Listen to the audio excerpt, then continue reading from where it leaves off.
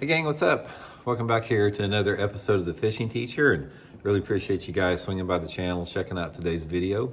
Guys, today we're going to be talking about swing head jig fishing. As far as this is the perfect time of year for it. March, April is the two best months to fish a swing head jig, and we're going to give you guys some tips and advice on that, sort of talk about how to set it up and what type of areas you want to fish it in.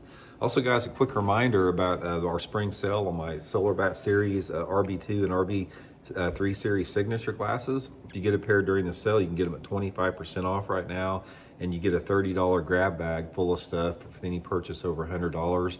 So I'll put the Solar Bat link in the description of the video if you guys want to check those out.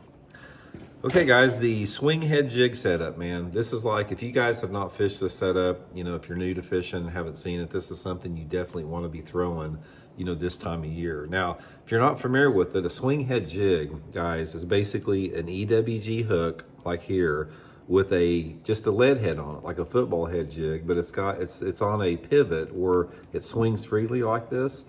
So it's not stationary in position like a football head jig. It's sort of it's called a wobble head, what a lot of people, you know, refer to it to. And also, guys, I'll put my Tackle Warehouse link in the description for these things if you guys want to pick you up some. But anyway, the Wobblehead Jig is the thing we're talking about, and normally you pair it up with some type of a curly-tailed soft plastic.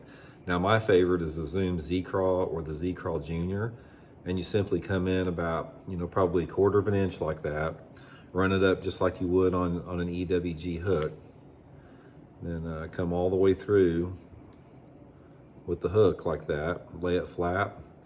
And this is the setup that you have right here. You got the Wobblehead Jig, it's completely weedless like that. And it's sort of like a football head jig, but just a different look. Now, this thing, the Wobblehead, and more famously known as the Biffle Head, because the Biffle bug and the Biffle Head is where they got started at. Angler named Tommy Biffle designed it. He won some tournaments on it. But guys, during the pre-spawn and during the spawn in March and April, this thing is highly effective to catch bass right now.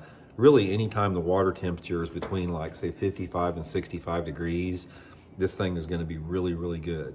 And it's so easy to fish, and it's so fun to fish. All you have to concentrate on, guys, is just get on points. You know, this time of year, you've got fish staging on points. You got some fish even spawning on points. Get on some type of a point. I prefer some type of a flatter point. Could be main lake or secondary. And just throw the Wobblehead out there. Throw it out there, let it hit the bottom. Keep your rod tip low and just start cranking it. Just start reeling it slow, just like that. Sometimes I'll pull it across the bottom. Same way with the football head jig. But it's almost like you're just cranking a slow crankbait, just like that. So this thing, when you're cranking it, it's just sort of digging on the bottom of the rocks like that. And all of a sudden, you know, you'll cranking it, and when the fish hits it, a lot of times it just feels like the bait's been lifted off the bottom and the fish starts swimming out with it, set the hook. Man, it's super, super fun way to catch them. And the thing about this, guys, is you can catch a ton of fish on it. It's like, I've had a bunch of 50 fish days this time of year on the Wobblehead. It's a really good way to catch numbers and quality of fish with that.